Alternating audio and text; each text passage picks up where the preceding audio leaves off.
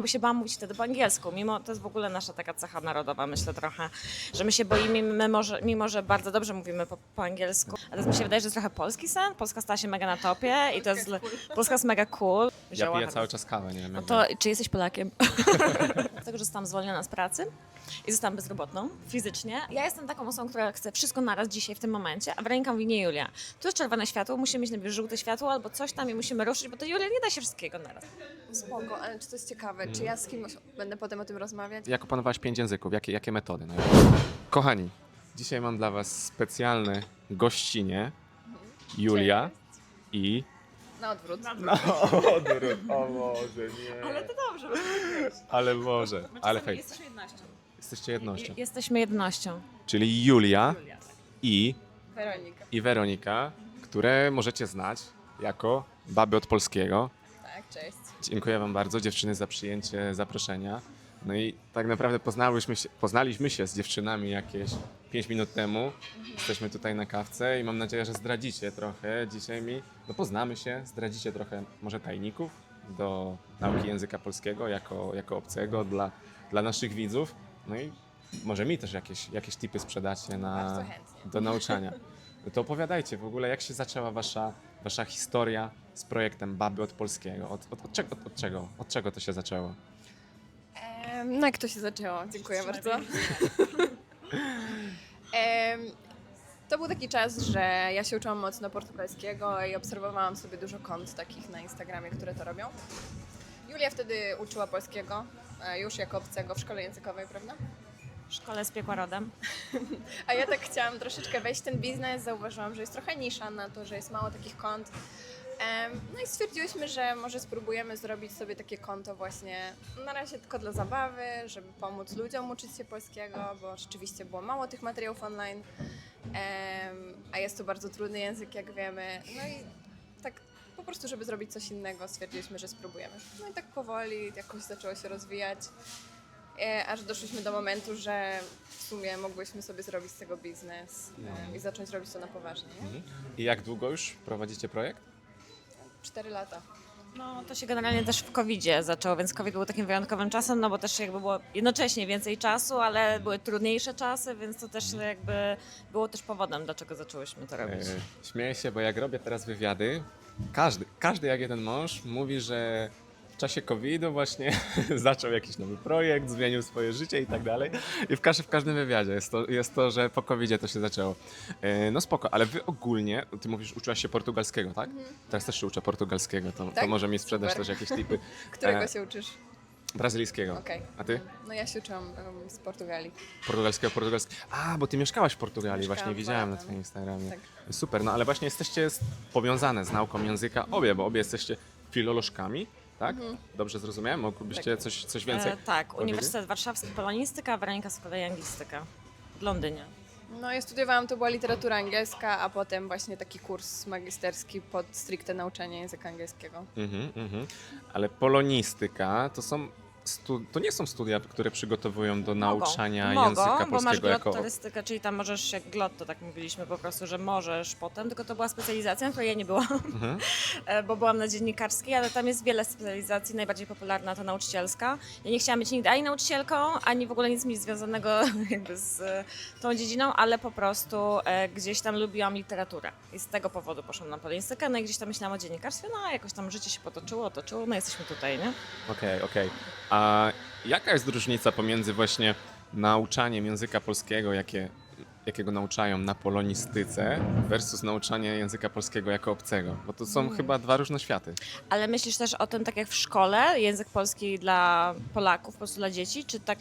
Taką różnicę? Myślę chodzi mi o wiedzę, którą wyciągnęłaś na przykład po studiach, po polonistyce, versus to, czy to ci się przydaje na przykład, no, zakładam, że ci się przydaje Wiesz co, w trochę, codziennym życiu, w nauczaniu, ale wiesz, jak to wygląda? Wiesz co, nie do końca, jakby nie jestem dumna z tych studiów bardzo, nie nauczyłam się wielu rzeczy ogromnie, jakby czytamy stare książki, piszemy pełno prac, które jakby nie są potem ważne, a dodatkowo też na przykład na dziennikarstwie mieliśmy reklamy z 2008 roku, mimo że mieliśmy 2021 rok, nie, na przykład, więc takie rzeczy były nieaktualne, aczkolwiek Najbardziej nauczyła mnie praca jakby sama w sobie i jakby żywy organizm i studenci i tak naprawdę to, co robimy razem, same nawzajem się uczymy, bo Weronika ma właśnie też inne podejście, bo Weronika robiłaś kurs, prawda, ten dodatkowy, czy Metodykę Mhm. nauczania ja robiłam stricte, więc właśnie się uczyłam jak uczyć, w jakiej kolejności, co pomaga uczniom. Mhm. A Julia z kolei jest super z marketingu, więc bardzo dużo od siebie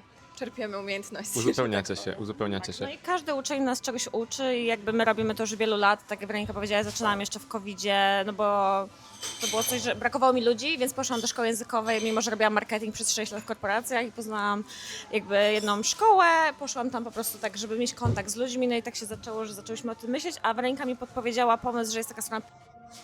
No i na tej stronie można właśnie się ogłosić i zostać nauczycielem. Weronika mówi, wiesz co, ja mam tam takiego nauczyciela, a stamtąd może spróbujesz, jak jakby nudzi ci się, nie masz jakby kontaktu z ludźmi. No i zrobiłam takie wideo, mega niezręczne, kiedy mój facet poszedł wyrzucić śmieci, wiesz, dosłownie, bo się bałam mówić wtedy po angielsku. Mimo, to jest w ogóle nasza taka cecha narodowa, myślę trochę, że my się boimy, mimo że bardzo dobrze mówimy po angielsku i jakby gdzieś tam się wstydzimy tego, więc on wyrzucał śmieci przez te kilka minut, a ja w tym czasie nagrywałam filmik, nie?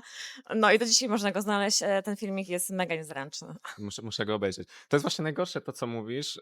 Tak jak mówicie, że my się boimy, właśnie Polacy bardzo krytykują siebie, jakby rozmawiając w języku obcym, ale tak samo, na pewno macie tak samo, że wasze treści nie trafiają tylko do osób, które się uczą języka polskiego jako obcego, ale też trafiają do Polaków, no bo to lokalnie się wyświetla i tak dalej.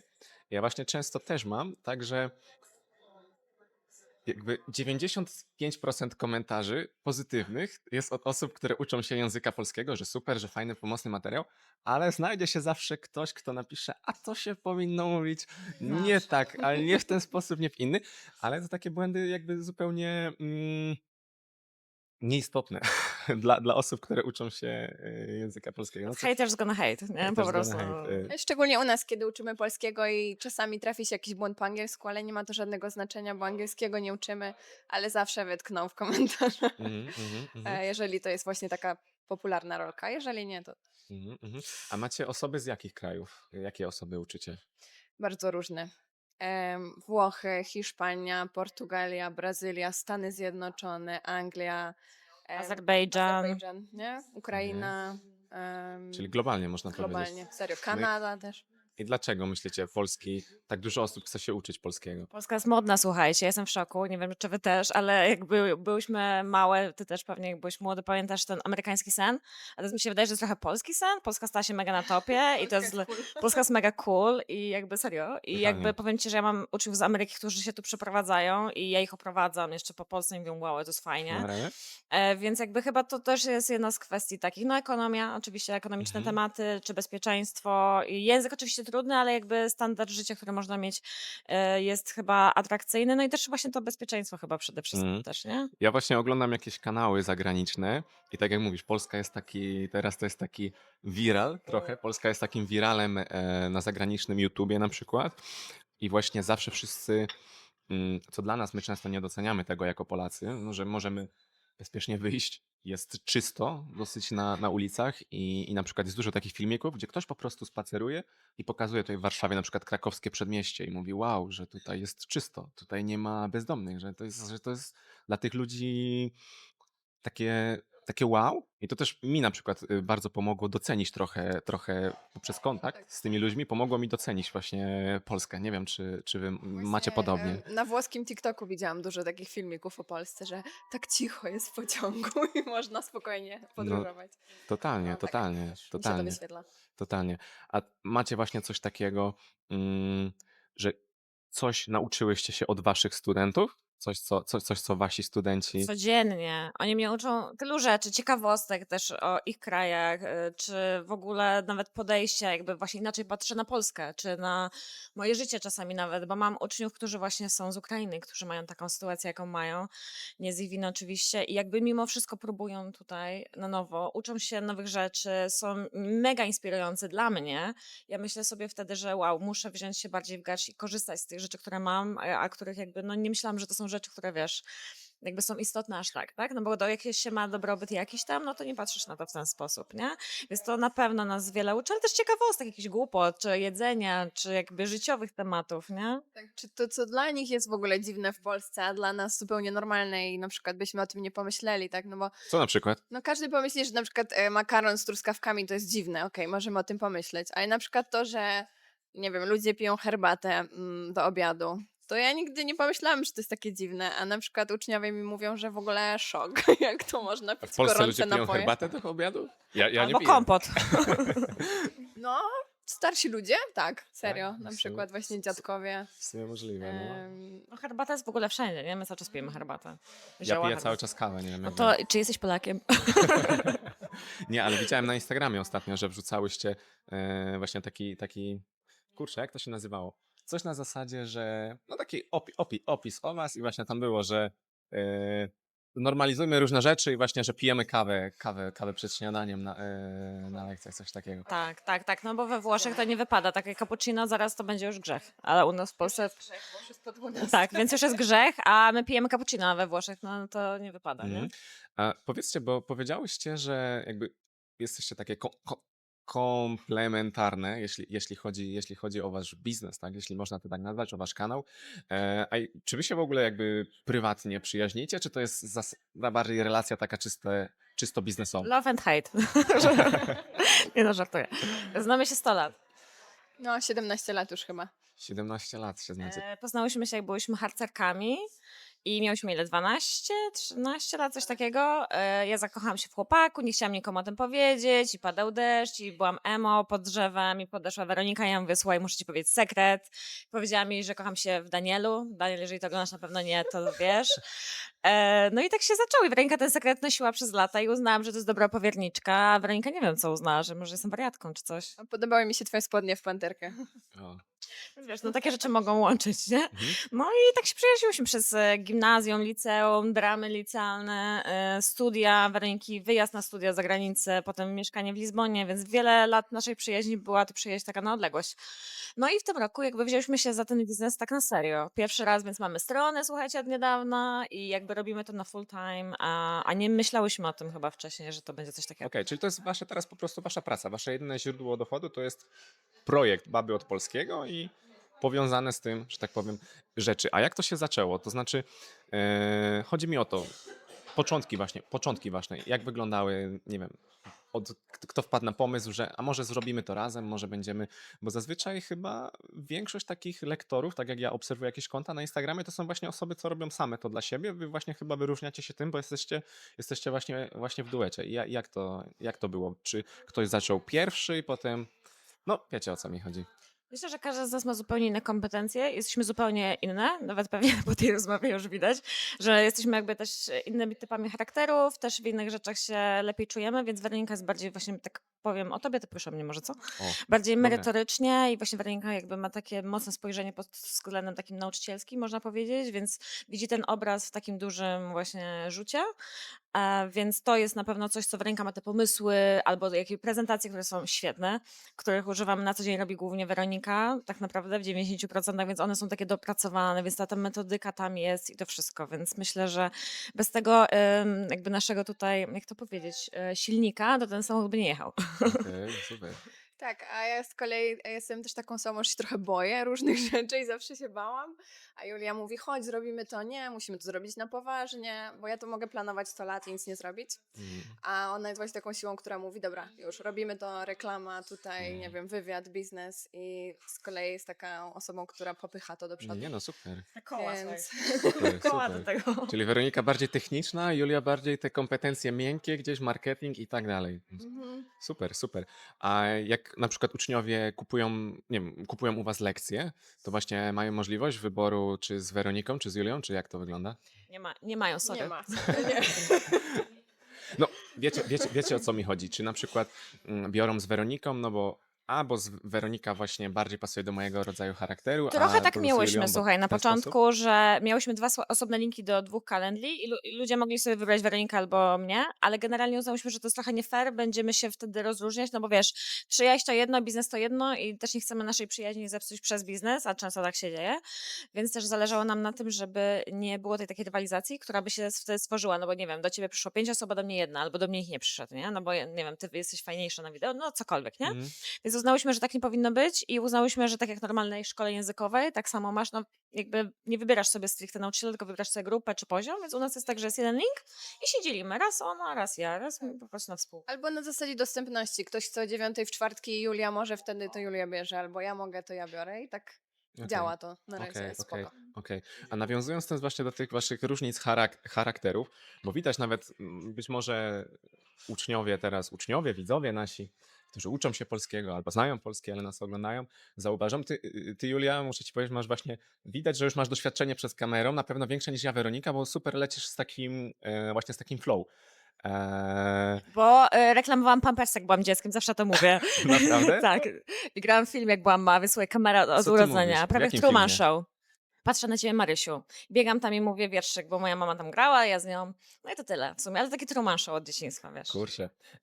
Podejrzewam, że wiesz, do czego nawiązuję. Już wcześniej, przed nagraniem, mieliśmy te 5 minut, zahaczyliśmy o temat podcastu, bo ty też prowadzisz swój podcast, który bardzo mi się podoba nazwa, Bezrobotne opowieści, tak?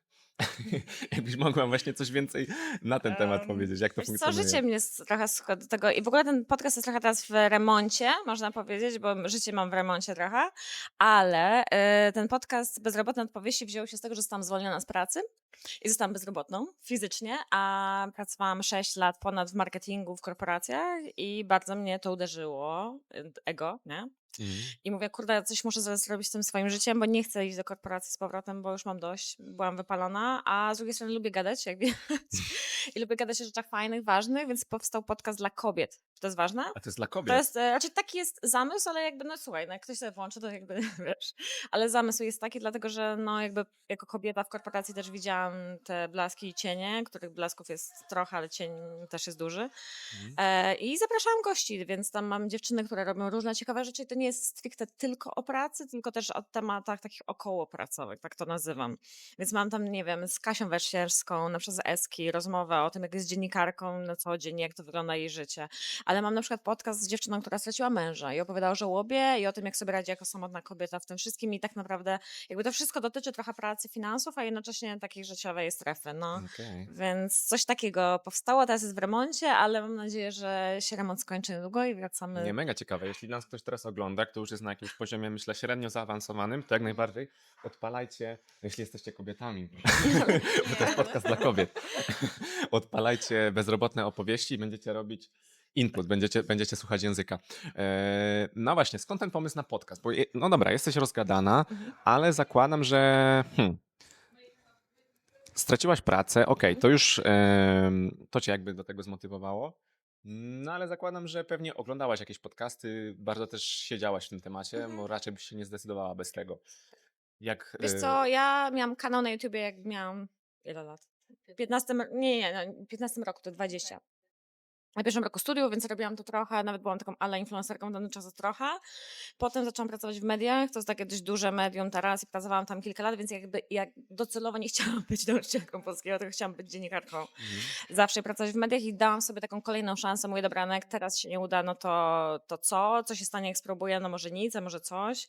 I po prostu dałam sobie szansę, żeby to zrobić i też myślę, że to jest ciekawe, że im więcej kontentu oglądasz, tym czasami masz mniej pomysłów i za bardzo ci to zabiera czas. Więc tak naprawdę wbrew Okej. pozorom nie oglądam ani nie słucham aż tak wielu podcastów, bo też nie chcę się tylko inspirować, tylko chcę, żeby to wyszło ze mnie, a z moim takim ADHD niestwierdzonym jest problem, Okej. żeby to Ej, wyszło. W ogóle moim największym marzeniem za dzieciaka właśnie też było zostać dziennikarzem i nie zostaliśmy, oboje nauczamy teraz Ale polskiego. słuchaj, nie zostaliśmy, ale nigdy nie mów nigdy. Kto wie, słuchaj, jakby może Kamil, Polisz z Kamilem, Kamil z Polskim będzie duży.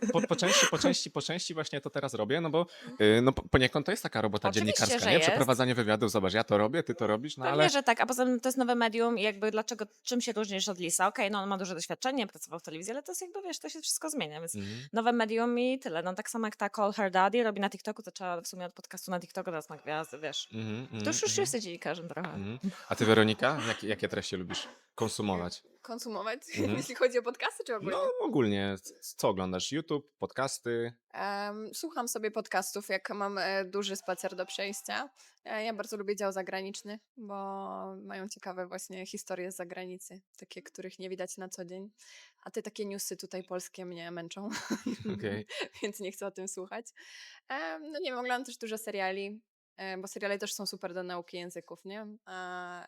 Więc staram się zawsze w oryginale oglądać, jeżeli się uczę jakiegoś języka, seriale w tym języku. Ja lubię właśnie często ktoś mnie pyta o jakieś polecenie jakiegoś podcastu po polsku, ale mi jest ciężko, bo ja nie oglądam nic po polsku, no bo ciężko jest czasem, nie wiem, pracując, robiąc 100 różnych rzeczy, jeszcze znaleźć czas na naukę języku, więc ja po Tak. prostu traktuję to słuchanie podcastów jako po prostu nauka języka, robiąc, nie wiem, 3 różne rzeczy naraz, żeby chociaż ten podcast... Produktywność i przyjemność w jednym. No, powiedzmy, żeby ten podcast gdzieś tam leciał właśnie w tle, no bo to jest właśnie ważne. I miałem pytanie, zapomniałem, co chciałem teraz powiedzieć. Pomidor. No już jeden podcast mamy polecony, Bezrobotne odpowiedzi. Mhm. Ale tak, po polsku wydaje mi się, że no, trzeba mieć już jakiś tam ten poziom w miarę. Są oczywiście takie do nauki polskiego dostępne, mi się wydaje, na Spotify'u. Czasem wysyłam uczniom, ale większość to już są, no ten B1 trzeba mieć. Już myślę, że B1 jest w miarę okej, nie? Tak. Żeby słuchać podcastu. A jaki poziom ktoś musi mieć, żeby nas dzisiaj słuchać? Otwarty. Poziom otwarty. Zależy, jaki masz cel, prawda? No bo na przykład ktoś może mieć poziom A1, ale chce sobie zobaczyć, czy jest jakby chociaż trochę w stanie zrozumieć z tej rozmowy. Taki, to się mówi the gist, nie? Po angielsku. Więc to może zadziałać dla niego. Nie musi rozumieć wszystkiego. Z kolei ktoś, kto już powiedzmy mówi dobrze, wyciągnie trochę więcej, bo zrozumie więcej. Myślę, że nie ma czegoś takiego, że mam za niski poziom, żeby słuchać podcastu. Zależy, jaki masz cel w tym po prostu. Ja myślę tak samo i też właśnie jak nawiązuję teraz do tego słuchania w obcym języku, że po prostu na początku nie będziesz rozumieć, nie wiem, 90%, ale po paru godzinach, czy tam po paru właśnie próbach słuchania będziesz rozumieć coraz więcej. Wiesz co, bo to jest taki biały szum, nie? Więc to o to chodzi. Ja tak zaczynałam z angielskim, że mój angielski głównie, poza tym, że tam jakieś kursy nie miałam, coś tam w szkole robiłam, wziął się z Family Guy'a. Ja oglądam po prostu kreskówkę dla dorosłych, oglądałam, bo wtedy były tylko po angielsku, wiesz, jakichś fake stron, takich nielegalnych, pirackich stron i ja po prostu oglądałam cały czas tego Family Guy'a, plus oglądałam jakieś tam youtuberki w tamtym czasie, to był 15-14 rok na YouTubie, tylko po angielsku i to było tak już częste, że jak słowo słyszałam setny raz, to wzięłam sobie, sprawdziłam w końcu to słowo i już je zapamiętałam na zawsze.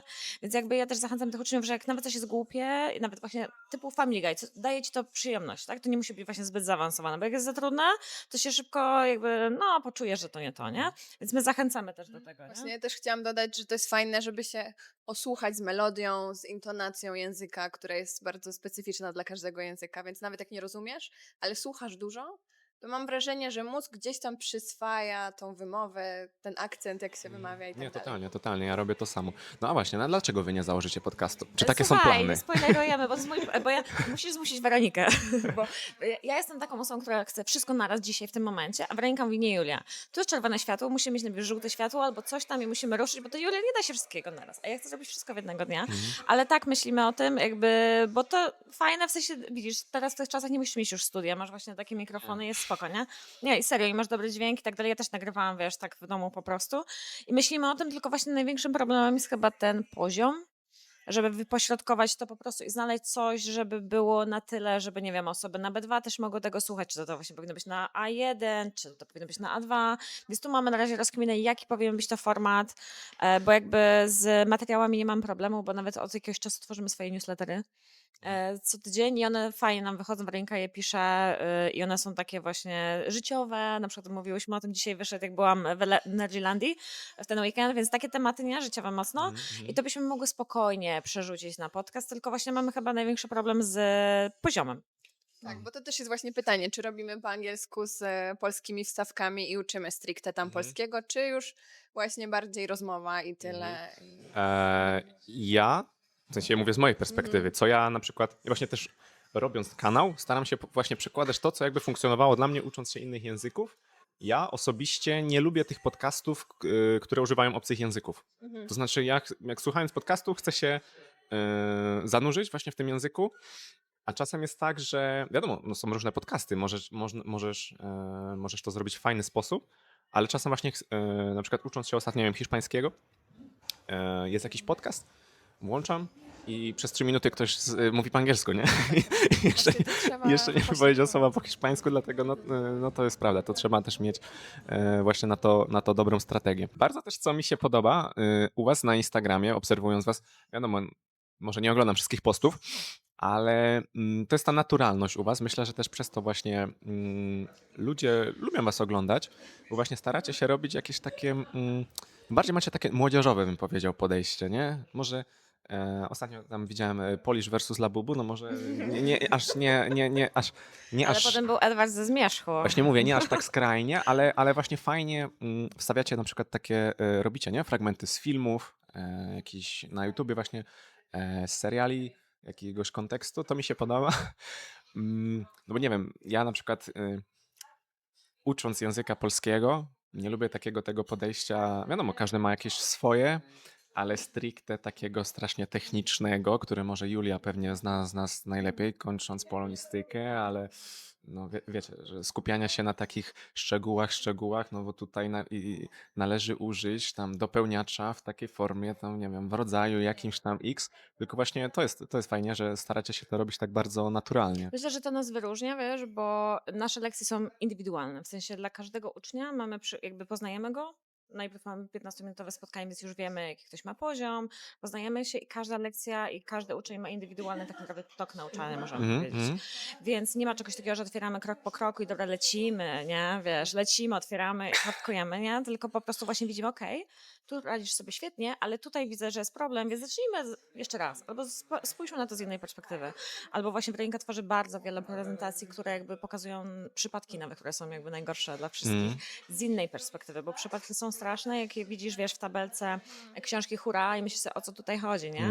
A u nas w prezentacji jest właśnie jakby wszystko dosłownie rozpisane, plus mamy też dużo uczniów, wielu uczniów, którzy mają z nami tylko konwersacje, więc tam mają takie typowo życiowe tematy, na przykład jeszcze tam miesiąc temu była drama Dino versus Wilanów, nie? Aha. Takie kontekst życiowy, taki, Super. wiesz... Mogę też wziąć udział w takiej lekcji? Możesz, to są mega fajne lekcje. Teraz versus Weronika na przykład Wilanów? stworzyła fajną o przesądach, jak są polskie przesądy i wtedy oni poznają też kulturę i to jest jakby taka wymiana, więc jakby to jest coś, co nas wyróżnia i jakby też oczywiście sprawdzamy rynek, sprawdzamy kto co robi i jakby to jest coś, co chyba jest jakby taką mocną rzeczą Nie, u nas, super, że właśnie taka naturalność, też nie udajemy za dużo, chyba nie umiemy do końca. I jednocześnie właśnie to, że jakby robimy te rzeczy, które są takie związane z kulturą też jednocześnie. Dlatego ja bardzo jestem z tym związana, Weronika też wymyśla te rzeczy. Ale właśnie nie? z kulturą, ale nie z kulturą, no nie średniowieczną, ale nie z kulturą tam wiecie, tylko jakieś takie rzeczy, Labubu że... będzie kiedyś, Powiem jak ci, że się ja nauczy. przez to, że się uczyłam języków i miałam wielu nauczycieli, wiem, co mi nie pasowało i też trochę na tym bazuję, tak? Właśnie, to jest Robiłam najlepsze. książkę B2 z portugalskiego, po prostu teksty czytałyśmy całą lekcję. Ta nauczycielka przychodziła na lekcję, nawet nie wiedziała, gdzie my jesteśmy, na której stronie i czytałyśmy rzeczywiście o jakby uprawie, nie wiem, czegoś tam w Portugalii. Spoko, ale czy to jest ciekawe, czy ja z kimś będę potem o tym rozmawiać? Więc dokładnie. staramy się, o czym ludzie rozmawiają. Tak naprawdę teraz jest łatwo, bo ten język jest wszędzie. Widzę TikToka, tak? Widzimy TikToka, zapisujemy sobie, super. Zrobimy na podstawie tego TikToka lekcję, bo jest jakiś wywiad z aktorem albo jakiś fajny. I to mega działa, bo też wtedy oni mają taki żywy język, którego się używa teraz, a nie w książce, która została napisana 7 lat temu na przykład. Dokładnie. No a to w jakich językach wy mówicie? Jak wy się uczycie języka? Bo ty Ja mówisz... mówię w dwóch, słuchaj, English, speak English, nie A XD. jeszcze TikTok language. O, 3 języki, okej. TikTok, czyli speak English, nie XD, czyli to. Angielski, polski, to są moje Okej, trzy. Weronika jest dużo mocniejsza w tym. Weronika mówi we wszystkich Opowiadaj, językach Weronika, świata. w jakich Nie, mówisz? nieprawda. Chciałabym, marzenie. Nie, no ja mówię po angielsku, wiadomo, po portugalsku, po hiszpańsku i troszeczkę po włosku. No tak się uczę powoli. Super. A tylko alfabet. Czyli ty jesteś, można powiedzieć, poliglotką. No 5 języków. Powiedzmy. Mhm. Powiedzmy. To powiedzcie z waszej właśnie perspektywy, jak wy się lubicie. Czy wy się w ogóle jeszcze aktywnie jakby uczycie języka teraz? Ja myślę o niemieckim, ale słuchaj, ja nie jestem dobra w tym.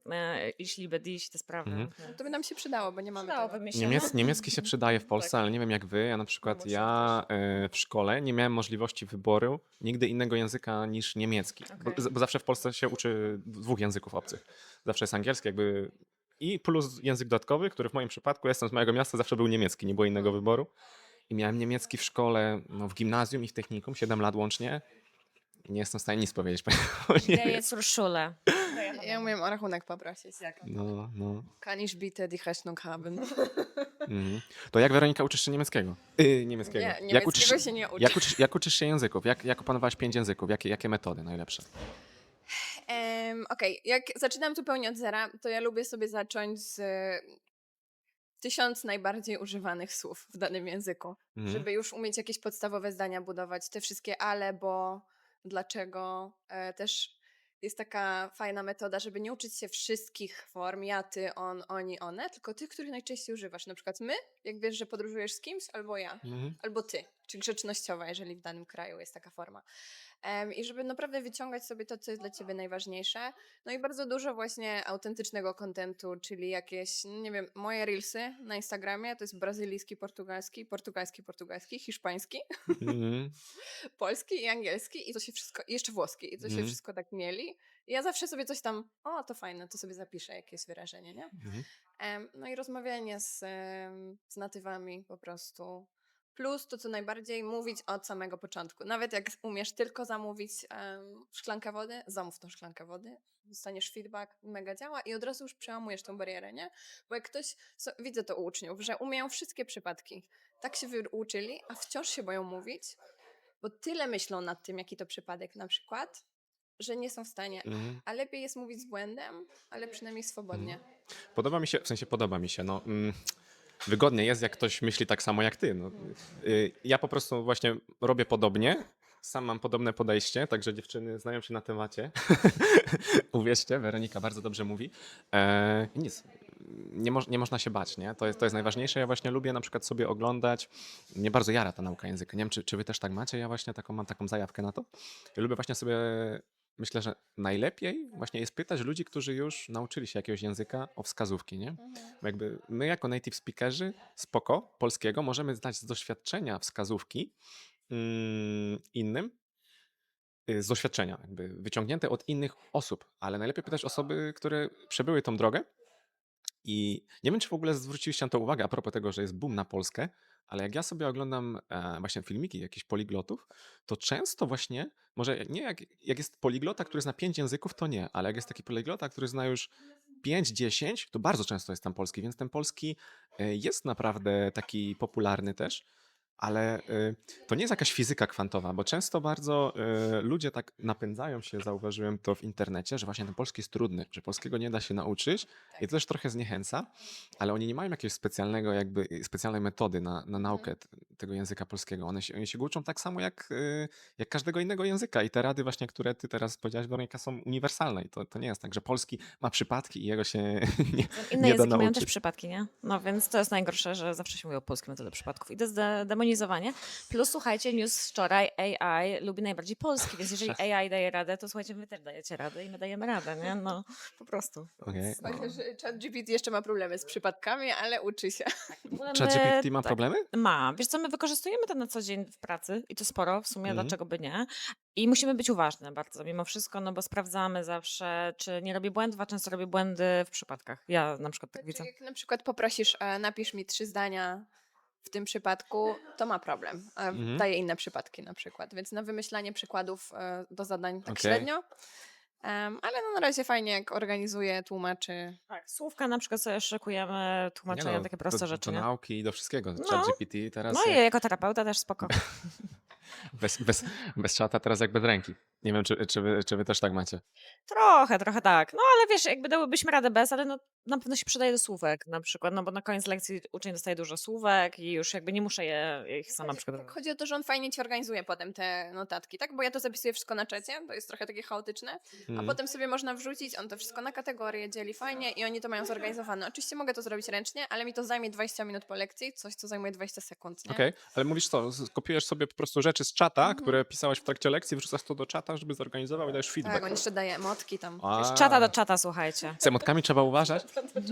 Z emotkami trzeba uważać, bo on za dużo czasem daje tych emotek i potem widać, że to czat pisał. No tak, ale z drugiej strony, jeżeli to są dla nich notatki, no to oni wiedzą, a jeżeli to są treści, na przykład treści, które my robimy w social mediach, no to nie używamy raczej tak mocno czata, czy do pisania kopii, czy coś takiego, to raczej piszemy same albo poprawiamy głównie, żeby to było Właśnie naturalne. używamy do organizacji, tak? Ja napiszę newsletter i wrzucam, żeby mi to po prostu ładnie layout zrobił, bo jest szybciej. I pomagamy sobie. Jak można, to można, słuchajcie, no trzeba delegalizować rzeczy, nie? Powiedzcie mi tak, dziewczyny, jeśli ktoś nas teraz ogląda, kto być może was nie zna, bo jeszcze was nie ma na YouTubie, myślę, że Jeszcze nie ma, jak założycie podcast, to będziecie.